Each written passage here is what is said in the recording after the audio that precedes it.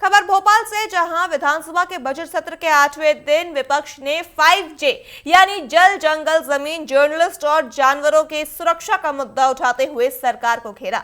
नेता प्रतिपक्ष उमंग सिंघार ने आरोप लगाया कि सरकार विकास के दावों तक सीमित है और जमीनी हकीकत जो है वो अलग है। उन्होंने कहा कि अस्पतालों की इमारतें बन रही है लेकिन डॉक्टर की कमी है, जबकि किसान भी परेशान है।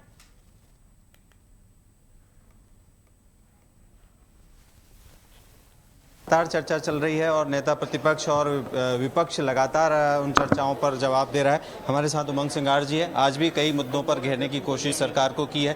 5J की बात हो रही है, जल, जंगल, जमीन और आम जनता के संरक्षण की भी बात हो रही है। किस तरह से देखते हैं आज?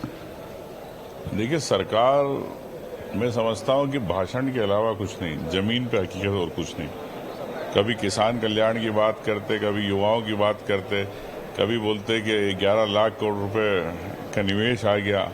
तो ये सब जमीनी हकीकत से कोसों दूर है। लेकिन मैं समझता हूँ मंत्री और मुख्यमंत्री अगर जमीन पर जाएंगे तो आम जनता से कहानी सुनेंगे तो मध्य प्रदेश और कुछ और रूप में दिखेगा। एक और सवाल, आप बजट पर अलग अलग चर्चा हो रही है और बजट को कहीं ना कहीं जनहितैषी और आम जनता के विकास का और प्रदेश के विकास का बताया जा रहा है विभागवार।